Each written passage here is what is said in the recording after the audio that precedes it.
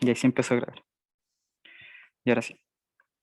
Y entonces, en este ejemplo, vamos a tratar de calcular las corrientes, ¿ya? Para saber cuánto tiene que valer cada una de las corrientes en este punto y este punto. Y tenemos dos generadores, acá dos fuerzas electromotrices. Ahora, ¿qué es lo que ocurre? En un caso puntual, por ejemplo, si nosotros queremos saber cuál tiene que ser este valor de resistencia, tal que disipe o transmita una tasa de calor máxima, lo que vamos a hacer es tratar de aislar este pedacito, calcular tiene que ser la caída de potencial en este punto, y ahí recién nosotros calcular esto, ya independiente, como asumiendo que no sabemos qué es esto. Una vez hecho eso, como esta potencia tiene que ser igual a esta, ahí podemos encontrar este término. Pero para poder hacer eso, hay que determinar cuánta es la caída en cada uno de estos puntos en general, entender cómo se interactúa todo este circuito en conjunto. ¿Sí? ¿Se entiende un poco más lo que queremos, o sea, lo que quiero decir? Sí. Sí, Ya. entonces tenemos que aplicar Kirchhoff directamente. A ver, en general las leyes de Kirchhoff son las que nos ayudan a poder ver cómo interactúan todos los elementos de un circuito, así que sí. Y en general la ley de Ohm es la que les permite ver cómo interactúa esto o el voltaje en cada uno de estos puntos, o sea, como saber la caída potencial en un punto determinado. Eso, pero por ejemplo lo que pueden hacer es que, a ver, ya, voy a seguir con el ejercicio y ahí vamos a ir, les voy a ir como explicando algunas cositas. Entonces, por ejemplo, si yo quiero saber cuánto tiene que valer I3, I2 e I1, nosotros tenemos varios métodos para hacer esto. Los dos que vieron en clases son mallas y lazos, ¿cierto? Entonces, si yo uso malla, yo supongo una corriente independiente que voy a llamar I1 y otra corriente independiente que por conveniencia voy a tirar hacia acá,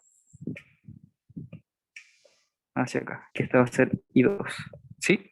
Ese es un método. Si yo aplico lazos, puede ser una corriente o simplemente definir un sentido. Cuando aplicamos lazos es para verificar un sentido. Entonces yo puedo decir un lazo aquí y otro lazo acá, con este mismo sentido de las corrientes que di recién de malla, pero no usar una corriente imaginaria, sino que usar directamente la que nos dan. Ya, pero para poder interpretar cómo hacer eso, bueno, podemos hacerlo. Primero voy a tratar de usar mallas para que vean los dos métodos. Entonces, mallas. Entonces usemos la malla 1. Cuando nosotros queremos hacer esto, recuerden que tenemos que usar primero, en general cuando usamos mallas casi no tomamos la ley de corrientes de Kirchhoff, simplemente usamos la ley de voltaje. Entonces haciendo LVK en la malla propuesta, podemos tener puerto acá más menos, más menos, más menos, más menos, y con eso así defino hacia dónde se va a dar la caída potencial. Acá tengo un potencial inicial, entonces le pongo el más porque, bueno, esto nos dice cómo tiene que ser ese signo, pero después yo coloco el más al inicio y el menos al final siguiendo mi trayectoria, siguiendo esa línea. Si yo pusiera una línea contraria, podría poner el más acá, el menos acá, pero bueno, ahí da un poco lo mismo, pero tiene que ser consistente después como jugamos con este signo, o sea, con este elemento acá. Si yo pongo así los signos, nos queda. Primero, tengo la... Ya, esta se coloca al final. Primero, parto acá, mi camino, y me tomo primero con el más. Entonces yo acá tomo esta resistencia y digo I1 por R1. Esto es la caída potencial medida en este punto. Ya, yo puedo hacer lo siguiente también, que es lo que les sirve más. Poner acá V1 asociado a la caída potencial en la parte, no sé, la resistencia 1 y cambiar todo eso y poner V1 y despejar y buscar ese V1 a través de las ecuaciones. Pero lo comúnmente, al menos en este ejercicio, es definir I1, porque es lo que queremos encontrar las corrientes, y acá la resistencia 1. Luego sigo la dirección, entonces llegamos a R3, pongo más R3 por I1 también. Pero acá R3, fíjense que tiene dos corrientes pasando por encima, I1 e I2. Cada una de las corrientes va en la misma dirección, entonces acá tengo que colocar otra vez más R3 por I2. ¿Ya? Esto generalmente es colocar, o pueden haberlo visto en clases, colocando este elemento solamente, un paréntesis y la suma de las dos corrientes. Si, por ejemplo, yo hubiese propuesto esta corriente en el sentido contrario, por ejemplo, hacia allá, acá esta corriente iría en sentido opuesto. Como ya estamos estudiando la malla 1, tendría que ser I1 menos R3 I2, ya porque estas van en sentido contrario al cual estamos estudiando específicamente en esta malla. ¿Sí? Y ahora llegamos al final del caminito y nos topamos con el signo negativo del potencial. Entonces acá yo coloco menos E1. Y todo esto tiene que ser igual a 0. Hay otra forma de hacer lo mismo y nos va a dar la misma ecuación, solo que con todos los signos cambiados, es partiendo diciendo lo siguiente. Esto me da un potencial total inicial que voy a colocar, que es E1. Ese es mi potencial inicial. Voy por acá y me topo con esta resistencia que va a ser la primera caída de potencial. Entonces digo menos I1 R1. Porque acá estoy interpretando qué es lo que me va a quitar esta resistencia. Luego sigo y llego a la siguiente, a este tramo de acá, y hacemos lo mismo. I1 por R3 menos I2 por R3. Llegamos a 0. Si se fijan, son dos formas distintas de plantearlo, pero llegamos a la misma ecuación. Estas dos son iguales, solamente que tienen el signo distinto. Si yo multiplico esta por menos 1, tengo la de abajo. Entonces es la misma ecuación, pero ahí lo plantean como se les haga más cómodo. Ahora, vamos con la siguiente malla.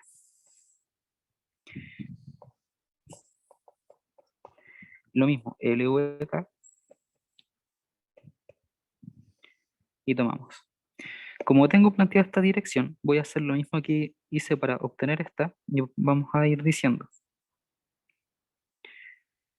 Em, entonces este es más y este es menos. Entonces,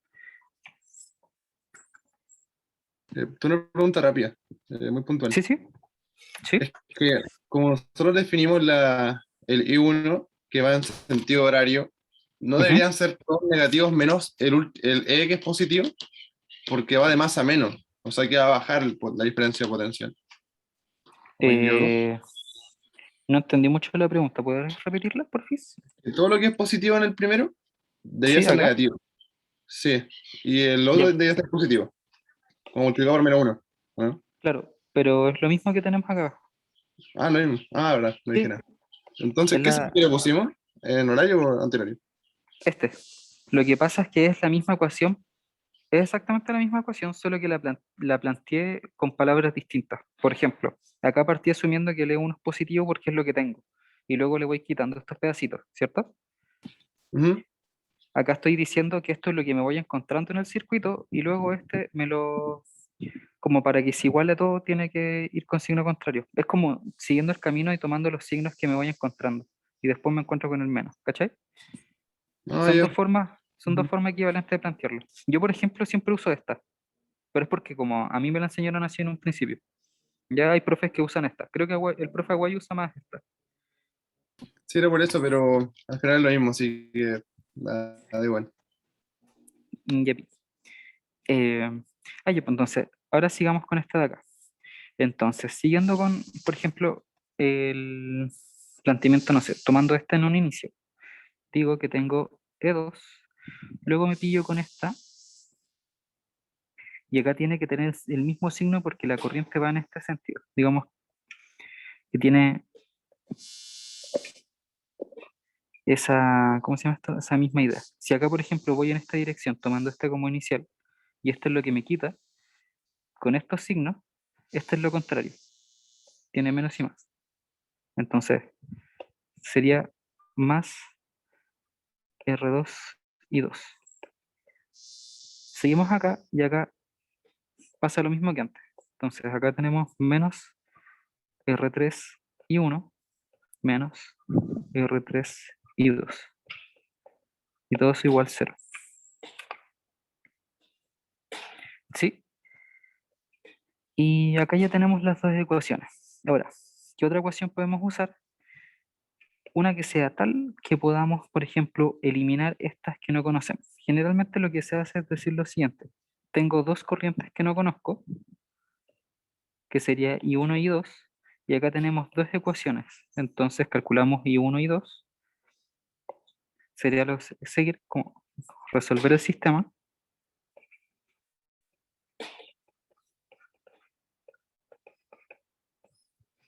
Y al resolver el sistema obtenemos I1 e I2. Y lo que hacemos siguiente, o sea, lo siguiente que hay que hacer es determinar cuál es la relación entre I1, que es la que nos da el problema, I2 y 3, y las corrientes de malla que encontramos. Acá podríamos ver lo siguiente. Si esto es I1, I1 entonces va a ser igual a I1. ¿Ya? Porque tienen como el mismo sentido y al menos en este tramo son exactamente iguales. Por otro lado, I2 tiene que ser el signo contrario a I2, a la corriente malla 2, porque esta la planteamos hacia allá, pero I2 va en el sentido contrario. Entonces, al menos en este tramo, son iguales, pero con sentido contrario. Y I3, por otro lado, es la suma de estas dos, porque en este punto, la corriente que pasa por I3 es esta y al mismo tiempo es esta, pero en el mismo sentido. Entonces, pues ahí podemos determinar que I1 es igual a I1, I2 es igual a I2, y I3 es igual a la suma de I1 más I2. Ese es un método para hacerlo. Otro método es por lazos. Al yo tomar lazos, me olvido de que existen estas corrientes de malla, que las corrientes de malla sirven cuando ya tenemos ejercicios muy complicados, donde, no sé, aplicar leyes de Kirchhoff es un poco enredado y todas esas cosas. Generalmente, no sé, cuando tenemos, por ejemplo, un circuito con muchas partes, no sé, acá también, y se junta allí, y acá, no sé, tenemos la batería. Ahí en ese tipo de ejercicios de este estilo conviene solamente usar mallas. Ya cuando son lazos, por ejemplo, muy enredados, conviene simplemente usar mallas. Pero en este ejercicio puntual podríamos no usar mallas y usar directamente lazos. Entonces voy a tomar el mismo y se van a dar cuenta que vamos a llegar a las mismas ecuaciones o a las mismas ecuaciones pero planteadas de forma distinta. Entonces tomo esto, le voy a borrar este pedacito de acá. Entonces, lo que voy a decir primero es tomar este punto, que voy a llamar nodo 1, y voy a aplicar ley de corrientes de Kirchhoff en ese nodo. Entonces, LCK en ese nodo. De esta forma puedo relacionar I1, I2 e I3, porque a este punto también llega el I1 y después salen estas dos corrientes. Entonces, como ese nodo tiene I1, luego sale por un lado I2 y por el otro sale I3, puedo decir que la suma de las corrientes eh, la suma de las corrientes I sub I con I igual 1 hasta n tiene que ser igual a 0, que esa es la ley de corrientes de Kirchhoff. Eh, Decimos lo siguiente, entonces, I1 es igual a I2 más I3. Ya porque se tiene que cumplir esa igualdad. Entonces, y de hecho, mira, esta es la primera ley de Kirchhoff, lo primero que planteamos en el ejercicio, y si yo me devuelvo acá, a este le falta un signo menos. Noten que tenemos la misma ecuación aquí. Si yo reemplazo este con un 1 y este con un menos I2, llegamos a esta misma. Entonces son métodos equivalentes. Y ahora, ¿cómo aplicamos la ley de voltajes de Kirchhoff? Entonces, LVK En este punto va a ser, tomo la FEM inicial, entonces tenemos E1, la corriente va hacia acá, menos I1 por R1, luego sigo este lazo y nos topamos con esta, entonces tenemos menos I3, R3, y esto tiene que ser igual a 0. Tomo esta de acá. Este yo podría decir un lazo que sigue esta misma dirección o un lazo que siga esta misma. Cualquiera de las dos direcciones va a dar la misma, igual como era cuando comprobamos bueno, en esta de acá. Si yo pongo esta dirección, me va a dar una ecuación con ciertos signos, y si doy vuelta, me va a dar la misma con signos cambiados. Entonces, ahora hacemos exactamente lo mismo. Vamos con el lazo, entonces déjenme rayar acá loop 1, y este va a ser loop 2. Entonces, en el loop 2 vamos a tener E2 más, este se tiene que respetar el signo, más R2 y 2 menos R3 y 3 igual 0. Si se fijan, tenemos las mismas ecuaciones. E incluso, ahora podemos hacer otro loop, uno que va por afuera,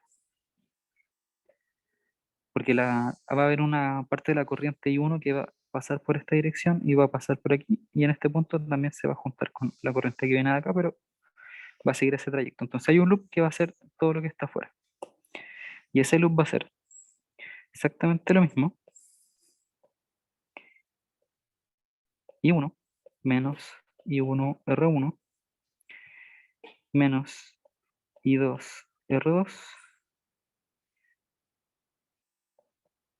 más E2 igual 0.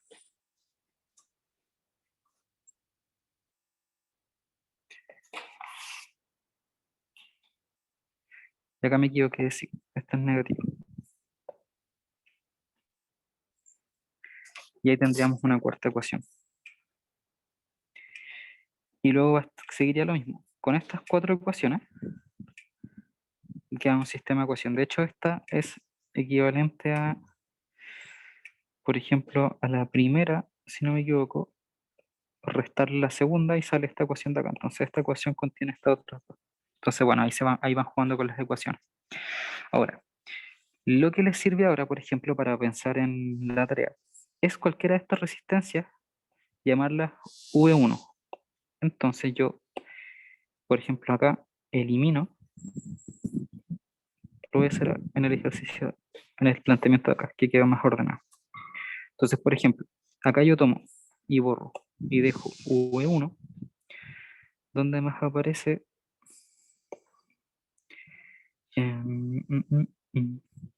acá también. Pero es la misma que tenemos arriba. Y bueno, es el único lugar donde aparece este voltaje. Entonces lo que haríamos con estas ecuaciones, aparte de determinar la relación entre estas corrientes, que en teoría podríamos suponerla, y despejar esto. Y una vez que tenemos este voltaje, una vez obtenido ese voltaje, podemos calcular la potencia en ese punto. Y va a ser V1 por la corriente que pasa a través en este pedacito, que va a ser I1 también. Y eso ahora lo podemos igualar a la corriente I1 al cuadrado por R. Y así obtienen esta R. ¿Sí? ¿Se entiende? Sí, sí se entiende. Ya, perfecto. Ya. Entonces, ahora lo que quería repasar son los capacitores. ¿Ya? Son los capacitores.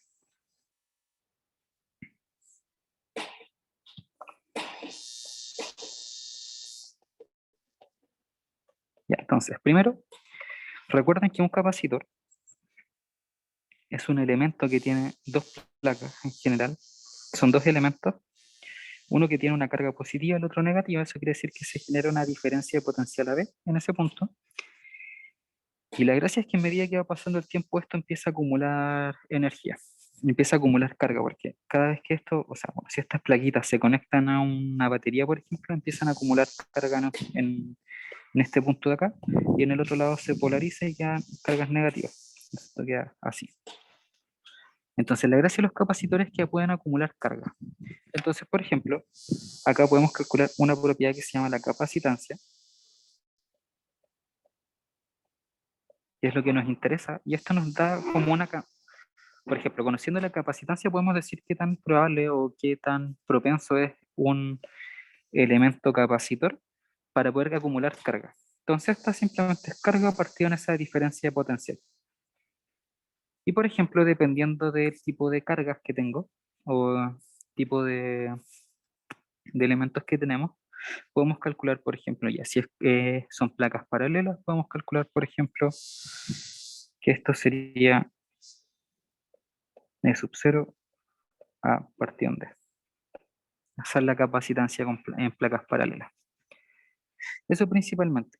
Ahora, si nosotros le colocamos materiales acá adentro,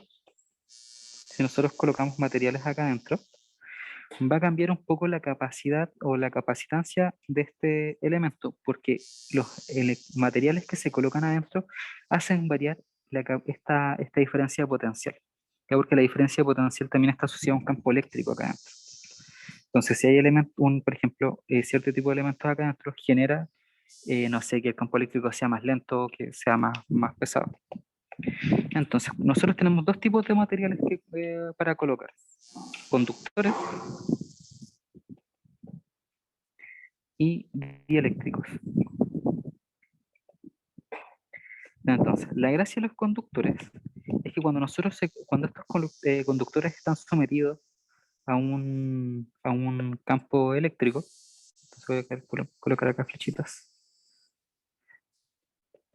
a un campo eléctrico, lo que ocurre es que en los bordes este campo eléctrico digamos que se polariza, no se polariza, pero se reordena. Si es un conductor, se reordena. Entonces, en un lado vamos a tener solo, no sé, cargas positivas, por decirlo de alguna manera, y en el otro cargas negativas.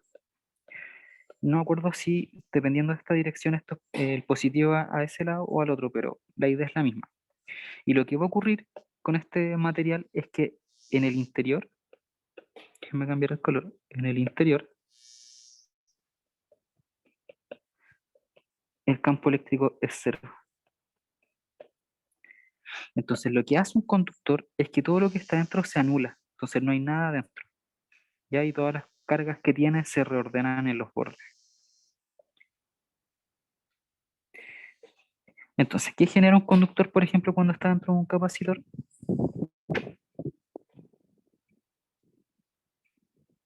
Esto es más, menos.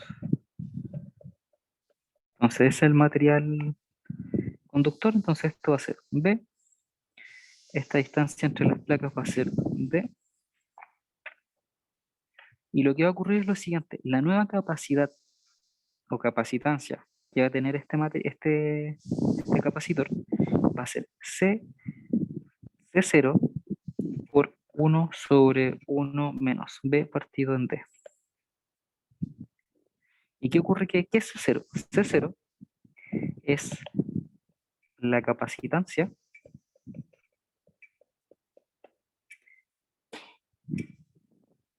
eh,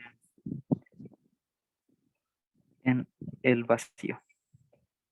No es estrictamente en el vacío, sino que es como la capacitancia cuando acá adentro no hay nada, que generalmente es como la capacitancia cuando lo que hay acá adentro es aire.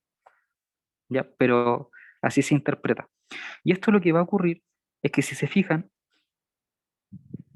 esto es grande, esto es pequeño, una fracción de eso, de algo pequeño partido en algo grande, da algo menor que 1.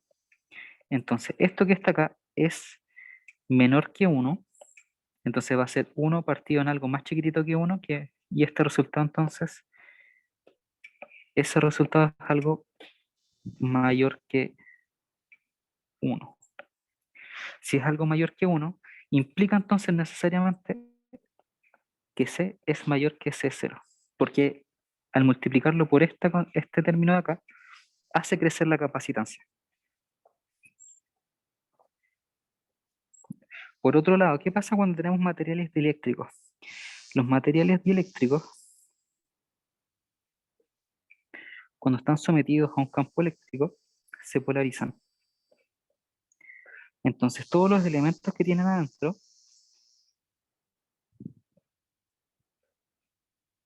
se ponen, por un lado, positivo, negativo, positivo, negativo, positivo, negativo, positivo, negativo, positivo, negativo, positivo, negativo, positivo, negativo. Y así sucesivamente. Entonces, piensen cómo es para una carga pasar por aquí. Hay más trabas, porque va a pasar por una parte, y si es una carga positiva, por ejemplo, se va a traer acá, luego se va a mover para acá, y así sucesivamente va a ser como un caos, le va a costar más moverse. Entonces, lo que va a ocurrir con esto es que si yo coloco dentro de un capacitor lo mismo material dieléctrico, generalmente este material dieléctrico tiene asociado una constante, un K, que es la constante dieléctrica, que generalmente es menor que 1.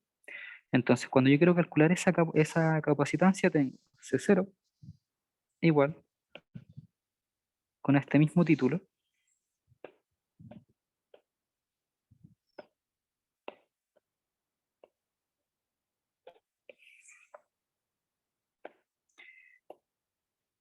y lo siguiente, tenemos C igual a C0 por una constante dieléctrica.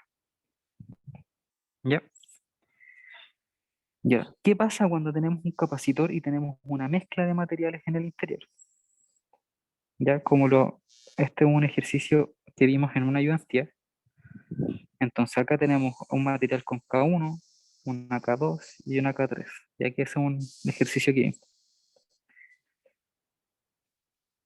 Y lo que tenemos que hacer con esto es que si nosotros percibimos que acá dentro hay un campo eléctrico, entre medio de estas dos cosas no ocurre nada porque el campo eléctrico va en esa dirección, entonces no hay flujo a través de ninguno de estos cruces. Entonces, si, no sé, pues el campo eléctrico fuese cruzado, cambiaría un poquito cómo modelar la parte del interior. Pero en este caso son perpendiculares a la normal que existe en esos bordecitos, entonces no nos preocupamos.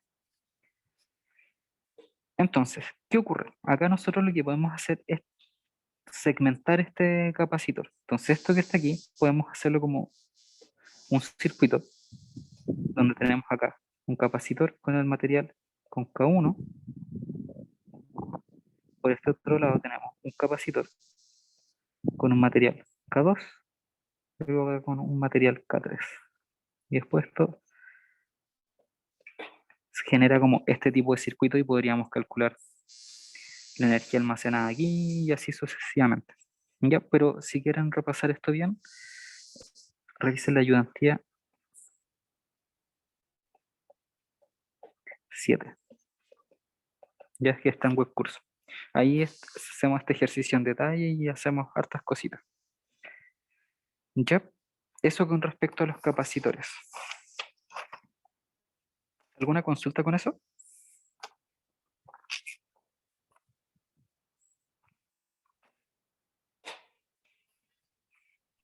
No, Ya, perfecto. Perfecto, perfecto. Ahora, creo que uno le subo la ayudantía de la semana pasada, pero se las voy a subir hoy día mismo. Ya porque la otra que aparece en la tarea es magnetismo.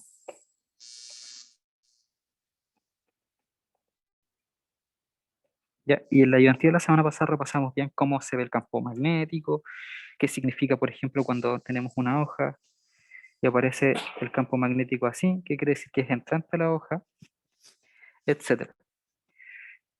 Lo puntualmente que tenemos que repasar con esto es que en general, bueno, el magnetismo es una propiedad de algunos materiales.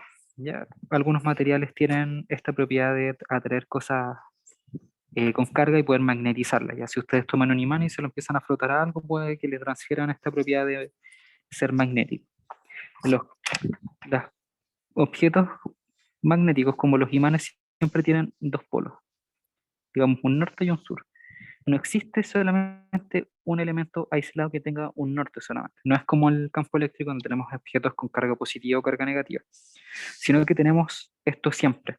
¿Ya? Entonces no existen los monopolos magnéticos. Entonces, déjenme revisar una cosita. Ya. Ahora, ¿qué pasa, por ejemplo, cuando nosotros tenemos un campo magnético? Campo.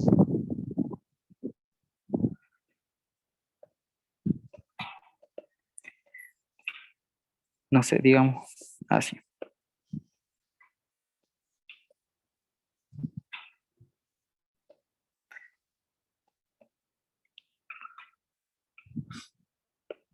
Y de repente aparece una carga, un objeto con carga positiva que va en esa dirección. Lo que va a ocurrir es lo siguiente. Este objeto va a ser sometido a este campo magnético y va a sufrir la siguiente fuerza, que va a ser una fuerza magnética.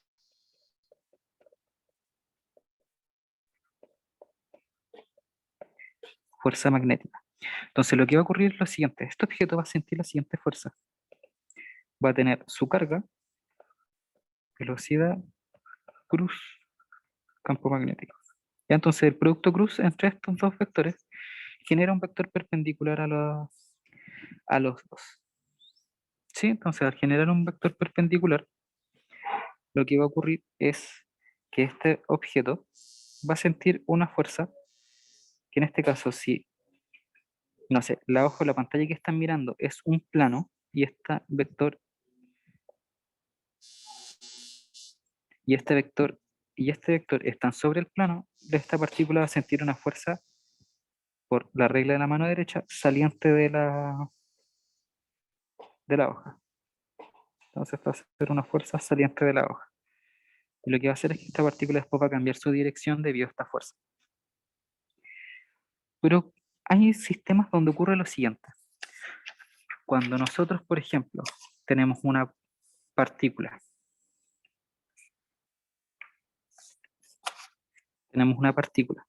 y no sé, tenemos acá dos placas,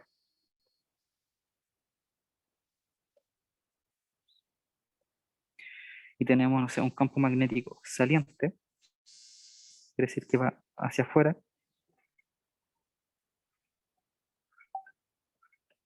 ya, sobre todo ese plano.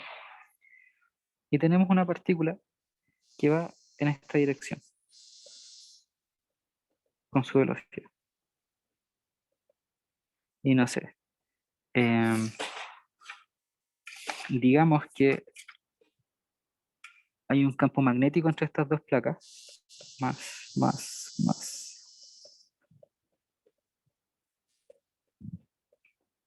Entonces el campo magnético va en esa dirección. Entonces lo que nosotros queremos saber de esto es cuál es la dirección que va, o sea, hacia dónde se va a mover esta partícula. Si es con carga positiva, si es carga positiva, lo que va a ocurrir es que esta partícula se va a mover en esta dirección y acá ocurre algo que se llama fuerza de Lorentz.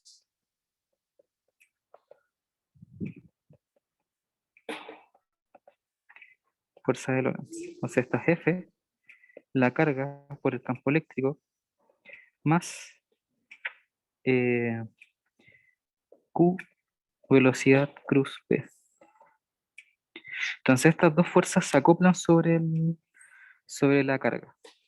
Entonces, si esto va hacia allá y el campo magnético es saliente, por la regla de la mano derecha, el vector resultante de la fuerza va a ser en esta dirección. Además, si esta carga es positiva, multiplicada por el campo eléctrico, va a tener un vector en esa dirección. Entonces la fuerza eléctrica va a ir en esa dirección. Entonces esta partícula lo que va a hacer con el tiempo es girar hacia allá. Ahora, ¿qué pasa si, no sé, eliminamos, por ejemplo, que sabemos que el campo eléctrico es saliente? Y nos dicen que esta partícula se mueve en línea recta. Para que esta partícula se mueva en línea recta y se cumpla esta condición de que la fuerza eléctrica va en esta dirección debido a que la carga es positiva, necesariamente tenemos que contrarrestar ese vector fuerza eléctrica, suponiendo que la fuerza magnética va en el sentido contrario. Si la fuerza va en el sentido contrario y esto sigue una línea recta, quiere decir que no acelera. Y si no acelera, entonces esto, la suma de todas las fuerzas sobre el objeto es cero. Y si la suma de todas las fuerzas sobre el objeto es cero, quiere decir que la única forma en la que eso se cumpla es suponiendo que el campo eléctrico, o sea, el campo magnético es entrante a la hoja o a la pantalla. ¿Ya? Y esto es por la regla de la mano derecha. Si mi vector resultante es hacia allá, quiere decir que la velocidad va hacia acá y la fuerza tiene que ir, o sea, el campo magnético tiene que ir apuntando hacia el interior de la hoja, hacia adentro. Eso es por la regla de la mano derecha. ¿Alguna consulta?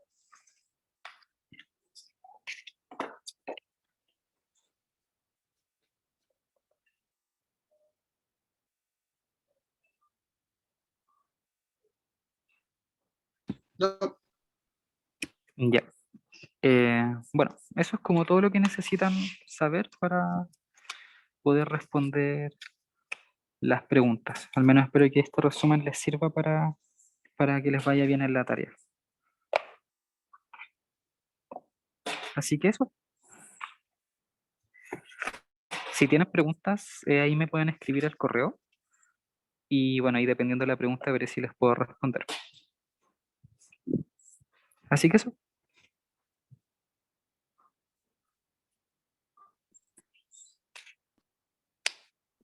Gracias, Camilo. ya. Ya, Gracias, chao. Gracias, Camilo, que estés bien. Chao. chao. Chao, que estén bien.